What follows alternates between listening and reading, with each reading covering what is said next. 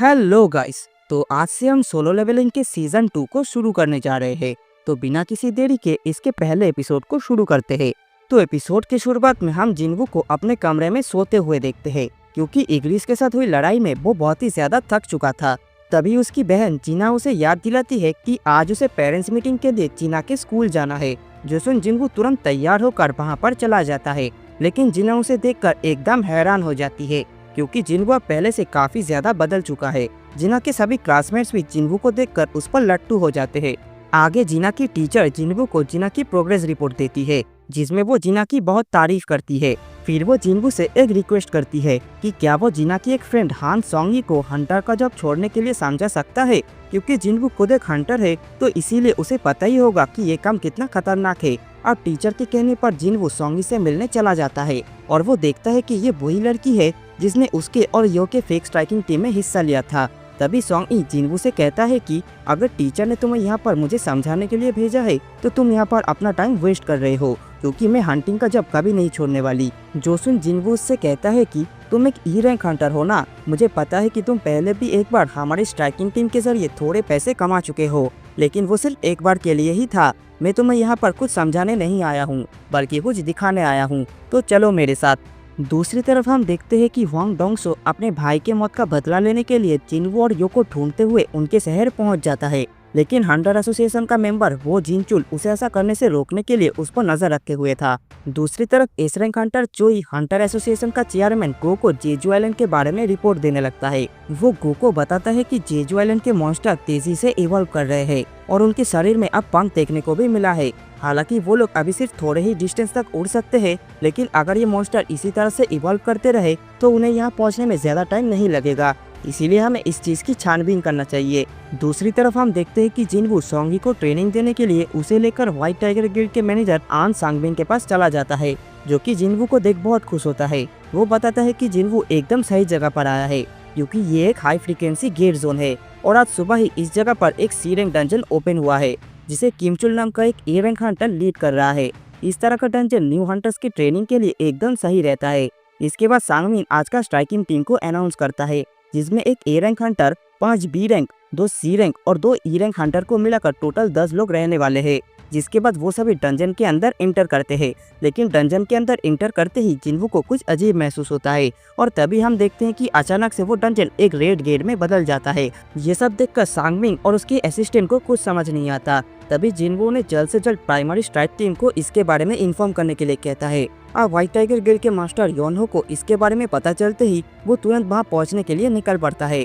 इधर डंजन के अंदर जिनचुल सबको बताता है कि अब ये डंजन एक रेड गेट में बदल चुका है, जो सुन सभी लोग डर जाते हैं। सोंगी जिन्वू से पूछता है कि आखिर ये रेड गेट क्या होता है, जिस पर जिन्वू से बताता है कि रेड गेट एक नॉर्मल डंजन से काफी ज्यादा खतरनाक होता है और यहाँ के मॉन्स्टर भी नॉर्मल डंजन से काफी पावरफुल होते हैं। ऐसे गेट्स में हमारी कांटेक्ट भी बाहरी दुनिया से पूरी तरह से कट जाता है। अब हम यहाँ से तभी बाहर निकल सकते हैं जब हम यहाँ के बॉस को हरा दे, या फिर ये गेट अपने आप ही तबाह हो जाए, जो होने में काफी साल लग सकता है। तभी अचानक जंगल के अंदर से एक फ्रोजन एरो आकर एक हंटर के सिर में घुस जाता है, जिससे उस हंटर की वहीं पर मौत हो जाती है।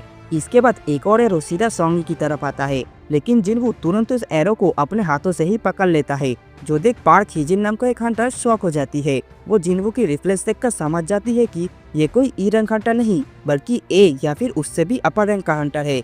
आगे हम देखते हैं कि ये सब हमले असल में आई सेल्फ्स कर रहे थे, जो कि इस टीम के 2 सबसे कमजोर मेंबर्स को टारगेट करने के लिए आए थे, लेकिन वो लोग वहाँ पर एक स्ट्रॉन्ग ओपोनेंट को महसूस करके वहाँ से भाग जाते हैं। अब ये सब देखकर किमचुल पूरे टीम को 2 हिस्सों में डिवाइड कर देता है। टीम के जितने भी स्ट्रॉन्ग मेंबर्स है वो सभी किम के टीम में आ जाते हैं और सभी लो रैंक हंटर्स जिन्वू के टीम में चले जाते हैं। किम सबको बताता है कि वो इस टीम के कमजोर मेंबर्स को बचाने की जिम्मेदारी नहीं ले सकता, इसीलिए वो स्ट्रॉन्ग मेंबर्स को लेकर डंजन बॉस को मारने जा रहा है, ताकि जल्द से जल्द वो लोग यहाँ से बाहर निकल सके। फिर वो बाकी हंटर्स को वहीं पर मारने के लिए छोड़ देता है। तभी पार्क हिजिन किम से पूछता है कि क्या वो जिन्वू की टीम ज्वाइन कर सकती है, जिस पर किम कहता है कि ये सब उस पर डिपेंड करता है कि वो कौन सी टीम में जाना चाहती है। जोसुन हिजिन जिन्वू के टीम में चली जाती है और जब वो जिन्वू के सामने से गुजरती है तब वो उससे कहती है कि जब हमारे ऊपर उन एल्व्स ने हमला किया था तब उसे किम भी नहीं देख पाया था, लेकिन तुमने उसे अपने हाथों से ही रोक दिया। मुझे पता है कि तुम कोई ई रैंक हंटर नहीं हो, इसीलिए मैं तुम्हारी टीम में आ गई। इसके बाद किम अपने टीम को लेकर आई सेल्व्स को मारने के लिए उनके पीछे चला जाता है, वहीं जिन्वू अपने टीम के साथ जंगल की तरफ जाने लगता है। अब आइसबर्ग्स का पीछा करते हुए किम को वहाँ की पेड़ों में कुछ बड़े बड़े पंजों के निशान दिखाई देता है।